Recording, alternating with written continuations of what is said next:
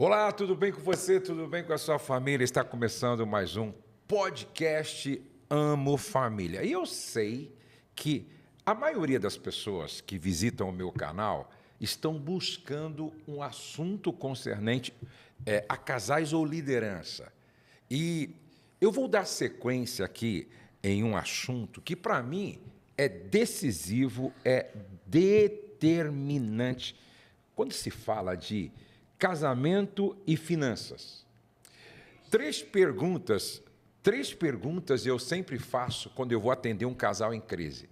A primeira pergunta: de 1 a 10, que nota você dá para a sua vida sexual? Porque o sexo tem valor de linguagem, ele é o termômetro do casamento.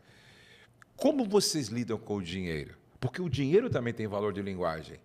O dinheiro, a maneira como a gente lida com o dinheiro revela muito sobre o nosso caráter, nossa essência, nossos valores, nossas crenças. E também como é que você trata essa questão da devocionalidade, entendeu? Então, meu relacionamento com Deus determina muita coisa na minha vida. Muita coisa não, tudo na minha vida, não é? O sexo determina muita coisa no meu casamento e o dinheiro. Então, hoje a gente vai falar sobre casamento e finanças. Você não pode perder por nada, até porque hoje o nosso já não é nem mais convidado, ele é parte integrante do nosso time, porque ele dá palestra no SOS, palestra no Celebrando, palestra na nossa igreja e, além disso, treina muitas pessoas, é um mentor na área financeira. Então, vamos para o nosso podcast de hoje.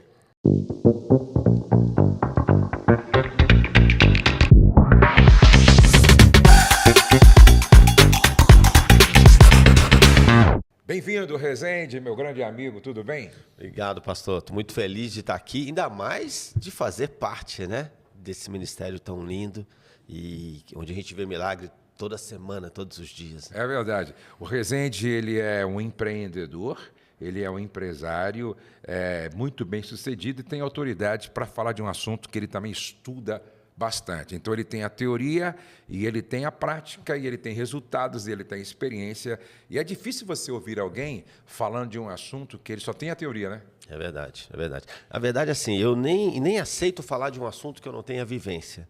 Então, assim, eu passei por crises, superei as crises, descobri um caminho e o que eu falo é dessa experiência, é sobre isso que eu quero falar. Inclusive, você está aí com uma live todo dia às 6h17 da manhã. Por que 6h17? E tudo tem um motivo, né, pastor? Deus colocou no meu coração a questão de fazer uma live 40 dias. E era assim, 40 dias de semana, às 6h17 da manhã. E ela começaria no dia 1º de novembro e terminaria dia 31 de dezembro, simbolizando a saída do cativeiro financeiro do povo hebreu do Egito, os 40 anos no deserto e a entrada na Terra Prometida. E quando eu fui contar, quando eu tiro os feriados que teriam, os dias que teriam no meio, dava exatamente os 40 dias. E 6h17 da manhã, tudo 6 é o dia que Deus, a questão do homem e a dependência do homem por Deus, o a questão do recomeço. Então, é toda uma simbologia. E o 7 que é o número da perfeição. Da perfeição. Da plenitude. Isso. Então, assim, tudo ali tem um motivo e algo que a gente começa falando nessas lives é assim, lembra que os reclamões, os murmurentos, os que não acreditaram, não entraram na Terra Prometida. Exatamente. Então, a gente sai caminhando e a gente não quer mais voltar. Agora nós vamos para frente. E aí, todos os dias, de segunda a sexta, 6h17 da manhã. Que bom, que bom. Mas veja só, nós já falamos sobre isso, né? Que uma das causas do divórcio é a má gestão do dinheiro, né? Isso. É a má gestão financeira, ou da parte do homem ou da parte da mulher. E nós já falamos aqui também sobre a importância do planejamento. Mas hoje a gente vai falar sobre alguns pontos de grande dificuldade, não é, sobre finanças no casamento, que é a falta de planejamento financeiro conjunto. Isso. É importante o casal fazer o planejamento?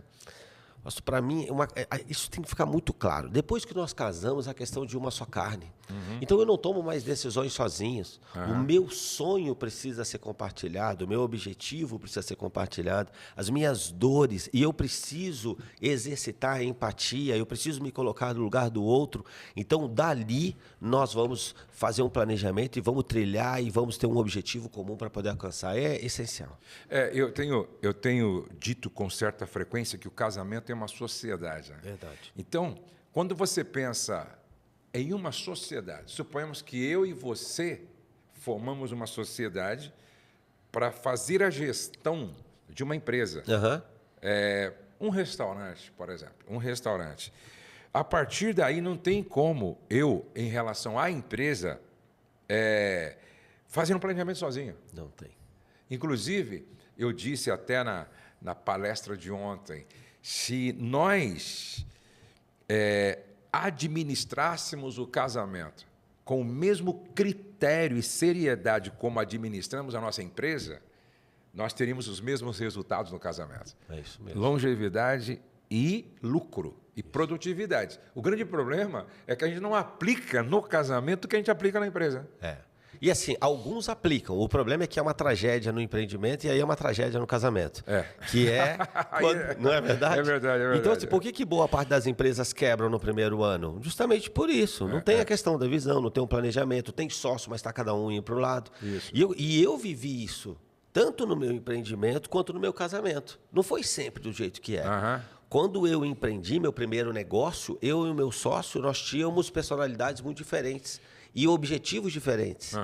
E aí a gente trilhava um para cada lado. Até que a gente viu e falou, e mesmo sendo sócios em igualdade, tem que ter um cabeça. Sim, porque esse cara é o cara que dá a palavra final. E na época nós conversamos e decidimos seria eu. Que é liderança. Se tiver dois, um tem que ser líder. É isso aí. Então, Rezende, você vai ser o cara, então sou eu. A sua palavra tem muito peso, você vai influenciar. E dali nós passamos a trilhar o objetivo. E assim, por mais que eu achasse que ele estava errando, eu não ia dizer isso na frente dos outros. Eu conversava com ele no canto. E no meu casamento não era diferente, pastor. Quantos problemas eu tive, por exemplo, falta de consenso na criação dos filhos. Então, a Ana falava uma coisa, eu falava outra, e a gente discutia na frente das crianças. Até que veio a maturidade de entender, não. A gente precisa acordar e a gente precisa ter objetivos, e na frente deles não pode ser assim. Dali, a gente leva isso para as nossas finanças. Um objetivo comum, um planejamento comum, e isso foi o que nos levou aonde nós estamos. Muito bom. Até porque, veja só, às vezes, o grande sonho do homem é ele ter uma chácara. Mas a esposa detesta a chácara, não é? Ou o grande sonho da esposa é ter uma casa na praia, mas o marido detesta cidade praiana, não é? E às vezes está falando de um sonho a longo prazo, certo? Mas como é que a gente vai conciliar? Por isso que o planejamento tem que ser juntos. Tem que ser juntos. Entendeu? Tem que ser juntos. Ou então, às vezes, o sonho do marido é ampliar a empresa, se ele é um empresário. Mas o sonho da esposa é um outro. É um outro. Por isso que eu sempre procurei trazer minha esposa para dentro do planejamento. E aquilo que ela, às vezes, com um olhar mais criterioso, porque a mulher às vezes percebe aquilo que o homem não percebe. Verdade. É ou não é? Meu Deus. Às vezes ela tem uma visão de algo que você não percebeu. Aí você fala, não, você tem razão. Vamos mudar então. Vamos mudar o plano, ajustar para um outro objetivo que faz mais sentido. Olha a importância dos dois. Não, toda certeza. E assim, quantas vezes, aí de novo, 23 anos de casado a gente tem agora, mas no começo não era sempre assim. Então, quantas decisões eu tomei sem consultar? Aí eu fui subindo de nível. Aí teve hora que eu passei a consultar, mas aí eu fazia o que eu queria, independente do que ela colocava. E na maioria das vezes que eu saí fazendo, eu quebrei a cara. Então, olha o quanto é importante a gente conversar com a pessoa.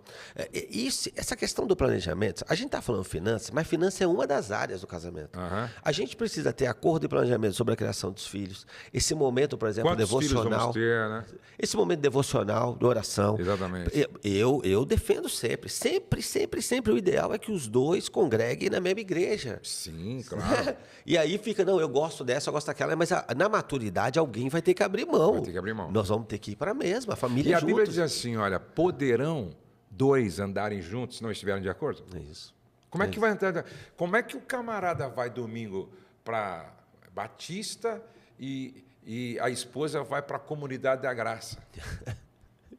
Não faz sentido. Não faz sentido. Aí o marido sai com os irmãos depois para jantar para um lugar e a esposa sai com as irmãs para jantar para outro. Isso não vai funcionar. Não faz Não vai sentido. funcionar. Então essa até questão do aí acordo precisa se haver um aplica, planejamento. e se aplica em todas as áreas da vida. A questão de é importante o casal orar junto. Você falou de fazer as perguntas. A gente sempre faz. O casal está com problema nas finanças, a gente pergunta isso. Como é que tá? Vocês estão orando juntos? Não, é porque eu acordo tal hora. Gente, nós precisamos entrar no acordo. Exatamente. Tem que ter um momento onde vão orar juntos, vão congregar juntos. E é isso tudo, porque, pastor, na maioria das vezes que a gente vê um problema financeiro na família, quando eles não planejam juntos, o que tem por trás é um problema de comunicação que entra em outras áreas da vida. Só falou de sexo. E aí, se você for ver, tem lá um problema também, porque eles não se comunicam bem.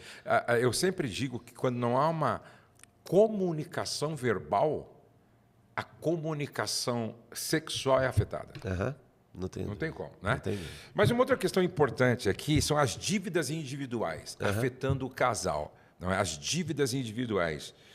E esse é o grande problema. Você acredita que um dia uma mulher me procurou e ela disse assim, pastor Josué, eu fiz tantas dívidas sem o meu marido saber, que quando ele soube, eu já estava praticamente já perdendo tudo que eu tinha. Ele fez um acordo com a empresa onde trabalhava e a rescisão não foi suficiente, entendeu? Para pagar as contas que eu fiz. Olha a gravidade disso, né? Não, é muito grave. A gente está cuidando de um casal que está passando por uma questão dessa. E eu tenho situações, às vezes, por exemplo, eu já ouvi dos cônjuges, um dizendo assim, não ajudo mais, já ajudei muito, e 2, 3 vezes se enrolou de novo, então agora é problema dele. Né? E aí, assim, eu digo, gente, assim, a gente tem uma bênção aqui, porque você tem um que é muito bom administrador, é bom planejador, não importa seja o homem ou a mulher, e tem um outro que não, né? A gente tem uma pesquisa, inclusive, o nosso livro que está saindo, tem uma pesquisa que mostra o perfil financeiro das pessoas. Existe um risco quando os dois têm o mesmo perfil e existe um risco quando os dois têm perfil diferente. Um dos motivos de nós estarmos casados é justamente que eu possa me tornar alguém melhor. E aqui tem duas coisas. Eu posso ser empático, entendendo a dificuldade do outro, me colocando no lugar do outro. E eu tenho que tratar o meu orgulho, porque às vezes também quem está com dificuldade não pede ajuda. É verdade. Não é verdade? É verdade. Então, é muito complicado. Eu pergunto para os cônjuges, como você consegue dormir sabendo que as suas contas, vocês tratam as contas separadas, estão tudo tranquilo, e o seu marido ou a sua esposa estão perdendo a noite de sono e passando por dificuldades financeiras e vocês não se ajudam, sendo que a solução está dentro de casa. Né? Então, e outra coisa, né? Tudo que é feito sem a participação do outro vai ter problema lá na frente. Com certeza. Vai ter. Eu conheço a história de um homem, inclusive esse meu grande amigo já está com o Senhor hoje. Ele, por causa de um câncer, morreu muito cedo. Mas ele era um grande empreendedor, um grande líder de uma grande igreja. Eu me lembro que eu estava no avião, viajando com ele, e ele disse assim, Josué, sabe, rapaz, eu estou assim, meio chateado, estou triste assim com a minha esposa. Eu falei, é mesmo? Você acredita? Eu construí uma casa num condomínio que qualquer mulher gostaria de ter, qualquer mulher, entendeu?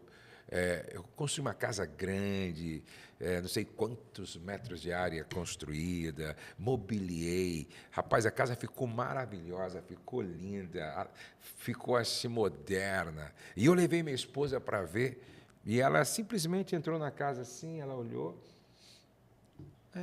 legal. Não me elogiou, não disse nada. E eu fiquei ouvindo. Aí eu perguntei para ele assim, mas qual foi a participação dela na construção desta casa? Disse, nenhuma.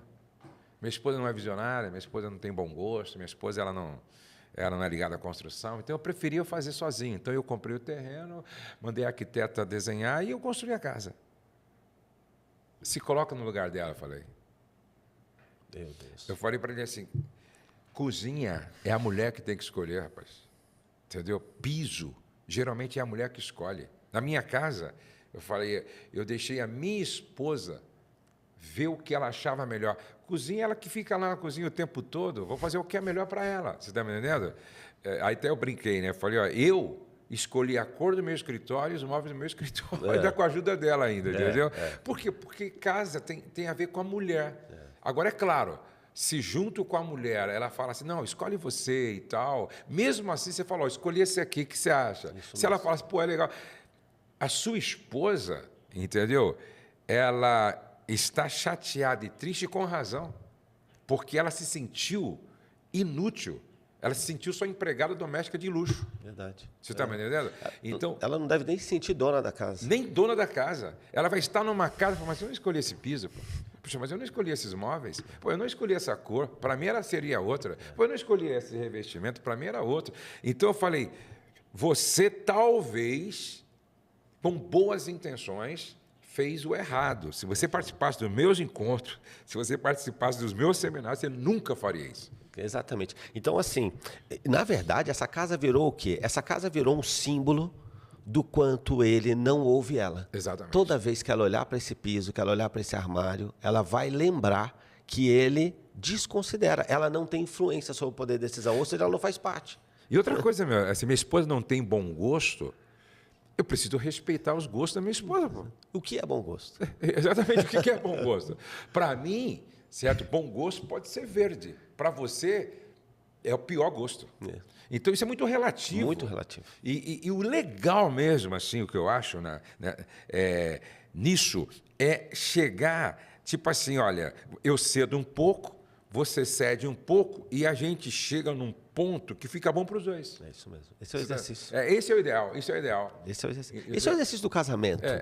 Esse é o exercício do casamento. E, pastor, você falou dessa história, e eu conheço uma outra história de um rapaz que estava passando por um problema financeiro, um empresário passou por um problema muito grande, e ele procurou pessoas para aconselhar, e ele focou só na questão financeira. Então, uma das coisas que ele concluiu é que o apartamento que ele já morava há 10 anos, alugado, não dava mais, não cabia mais no orçamento com a crise que ele estava passando, ele precisava mudar. E o que ele fez? Ele procurou um imóvel metade do valor, um imóvel menor e tal. Só que ele não comunicou à esposa. E no dia que ele foi... E aí, depois, quando ele nos procurou, e com crise no casamento, ele falou, não, Rezende, mas eu não queria preocupar ela. Eu fui arrumar uma solução, já arrumei um apartamento, o apartamento é legal, é num lugar legal. Falei, mas você avisou ela 3 semanas, depois dela morar no apartamento há 10 anos, que ó, daqui 3 semanas a gente muda, mas fica tranquila que eu já resolvi tudo. Mas o que a pessoa quer é fazer parte. Ela quer estar com você, né, pastor? A gente conta nas nossas palestras uma coisa que mexeu muito comigo. Uma mulher que chegou pra gente, é assim, ela e o marido, um casamento legal, uma vida legal, o cara é empresário, o cara com uma cabeça boa, investiu em imóveis, tinha uma reserva, as coisas indo muito bem. Só que no começo ela conta que ele foi tentar conversar com ela sobre as coisas, ela dizia, não, eu não entendo disso, não gosto de... Você cuida...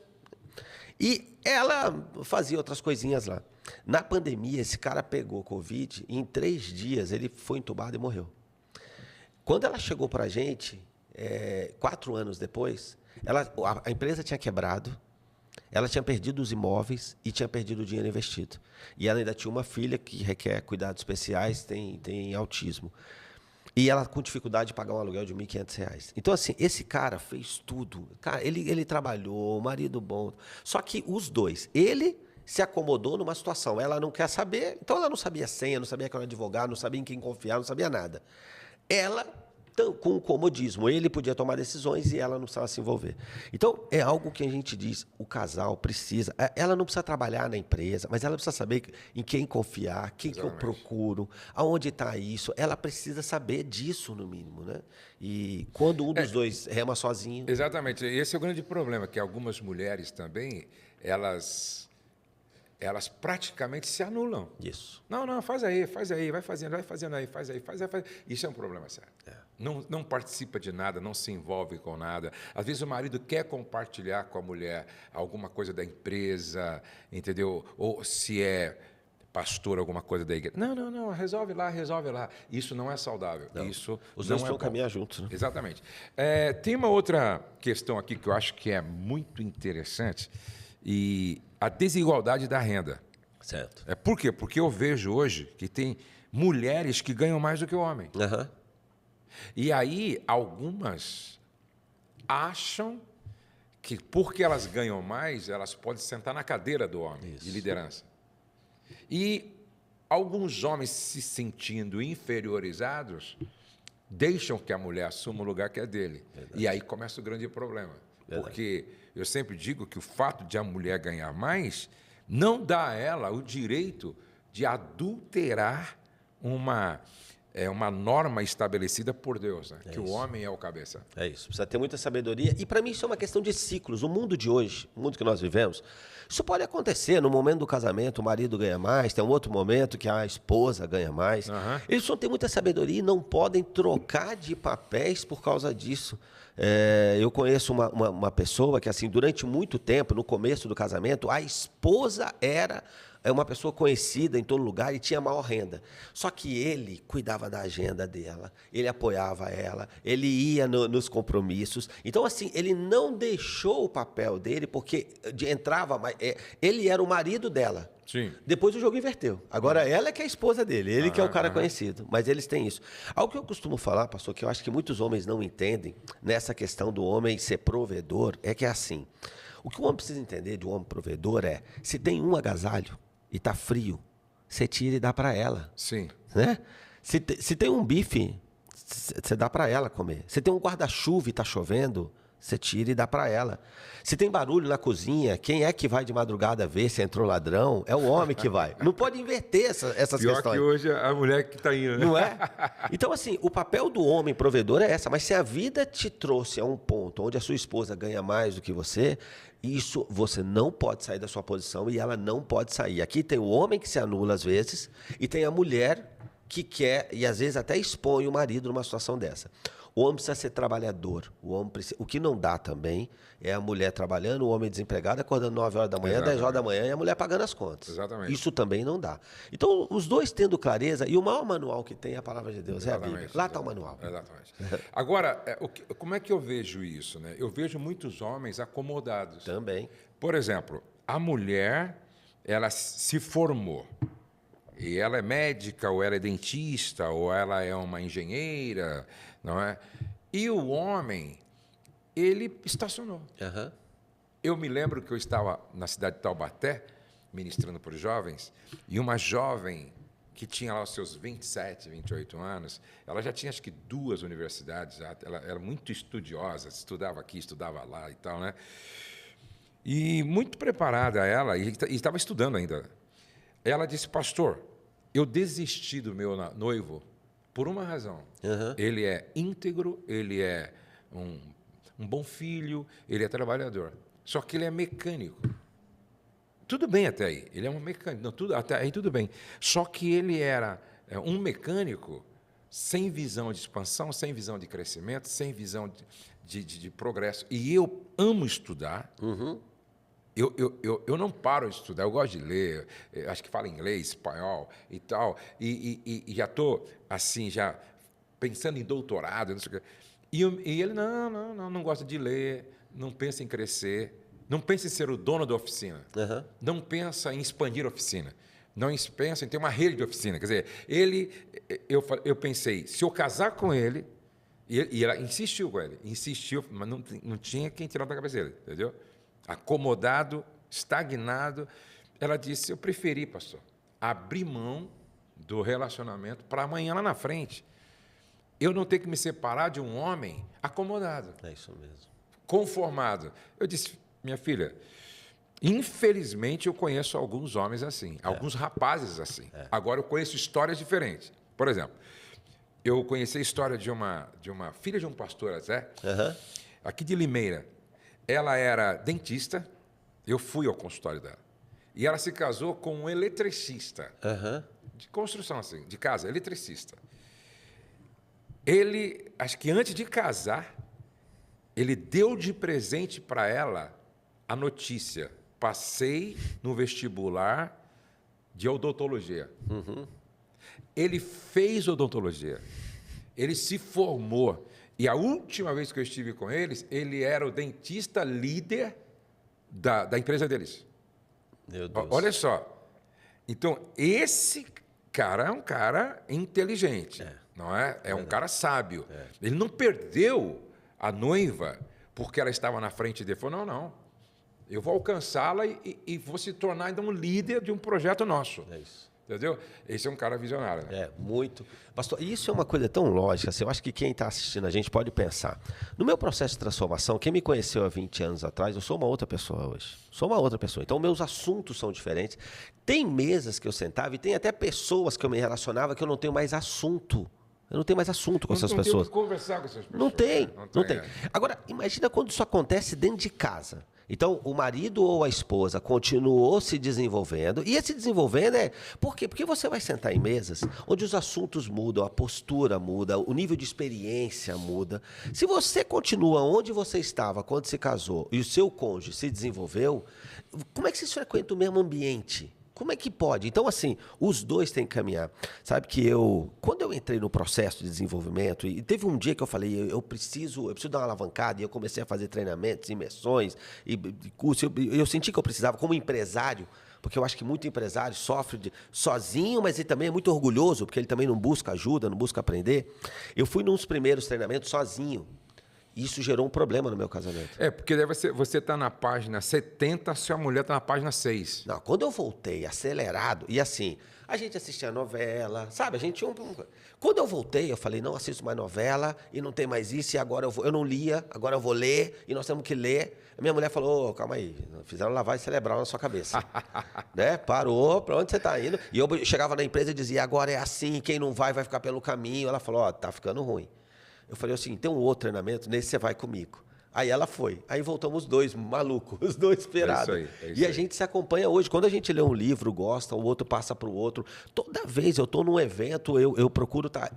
Pelo menos esteja comigo. Entenda que água que eu estou bebendo para você entender por que eu estou me comportando infelizmente, também tem marido que não tem essa percepção. Não. Não leva a esposa com ele. É. E aí é o que eu estou falando, né? A gente está falando aqui de... futuro, a gente está falando de avanço tecnológico, a gente está falando do último filme interessante que saiu e a pessoa está falando de assuntos que têm a ver com 30 anos atrás, tentando discutir coisas que hoje já nem existem mais. E aí é o grande problema. E essa moça, e ela falou isso com razão, eu vou ter problema lá na frente, entendeu? E vai ter mesmo. Vai ter mesmo. Teria, com certeza. Nós ficaríamos conversando sobre esse assunto aqui na Resende por muito tempo, mas nós vamos voltar. Eu estou acordando aqui com o Resende, toda semana a gente deixa aqui algumas instruções na área financeira e nós vamos falar um pouquinho no próximo podcast sobre finanças, sobre como ensinar os filhos sobre planejamento financeiro. Muito bom. Eu aprendi muito com meu pai. Meu pai era extremamente, assim, econômico no bom sentido, pensando a longo prazo, né? A longo prazo. Porque a mentalidade de um bom administrador é do lavrador, né? Isso. Ele não tem pressa, ele semeia e consciente que algumas coisas que ele planta vai ser daqui a 20 anos que ele vai colher.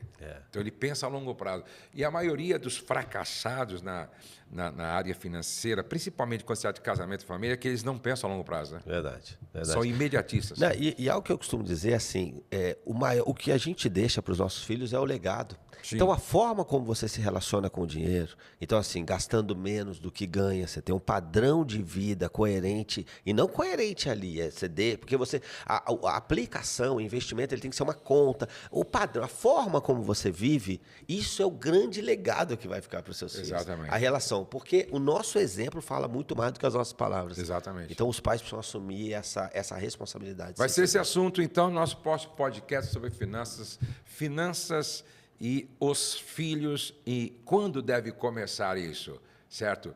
Eu falo de uma educação intrauterina, mas quando é que deve começar a educação? É ensinar sobre educação financeira para as crianças. Você não pode perder por nada. Resende, obrigado, viu?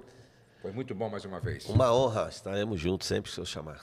E aí, não deixa de visitar também as redes sociais. Está aqui, as redes sociais do Resende, participar das lives que ele sempre faz, porque você sempre vai ouvir uma dica, uma instrução, um ensinamento sobre finanças. Agora pega esse vídeo, manda para tua mãe, manda para o teu pai, manda para a tua família, manda para o pessoal da tua igreja. Tem muita gente que precisa assistir esse vídeo e não deixa de se inscrever no nosso canal, porque isso é muito importante. Antes de sair, dá o seu like. Mas o que você deve fazer mesmo, eu quero que você envie para 3 pessoas. O link desta mensagem é aqui. O céu não está em crise, Deus está no controle, nós cremos em milagres e a nossa família está debaixo da graça de Deus. Até o nosso próximo podcast Amo Família.